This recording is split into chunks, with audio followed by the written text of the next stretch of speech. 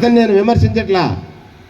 ఇచ్చిన వాడి పక్షాన మనం నిలగపోతే తప్పు చేసింది మనమే అవుతామని తర్వాత ఈ పొలం బీడడిపోద్ది. కాయలు చెట్లు ఉండవు, మొక్కలు ఉండవు, ఏది ఎదగదు. అంతే కదా.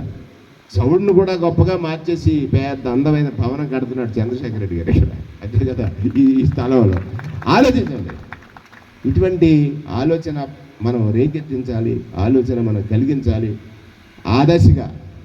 ఆదర్శగా ఇవాళ నుంచి ఈ జరిగే 40 డేస్లోనూ ఒకళ్ళు ఎన్ని ఓట్లు మనం తీసుకురాగలం.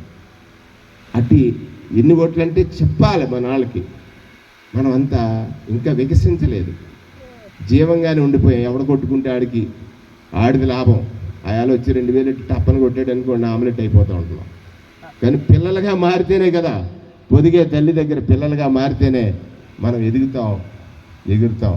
నేను అదే అంటాను. ఒకసారి అడిగాను గురువు గారిని, ఏంటి సార్ మేము కూడా అందరిలాంటి మనుషులేవు కదా, ఎందుకు ఎదగలేకపోతున్నాం అంటే, లేదు నాయన మీకు పొదిగేవాళ్ళు లేడన్నాడు. ఇవాళ పొదిగే నాయకులు మనకు దొరికారు. మీకు చంద్రశేఖర్ రెడ్డి, అక్కడ పైన జగన్మోహన్ రెడ్డి. పొదిగే నాయకుడి దగ్గర మనం ఎగురుదాం. మనం మొక్కల కంటే తీగల్లా అల్లి అలల్లా ఎదుగుదామని ఈ సందర్భంగా మీ అందరికీ మనవి చేస్తూ, నాకు ఫేవర్గా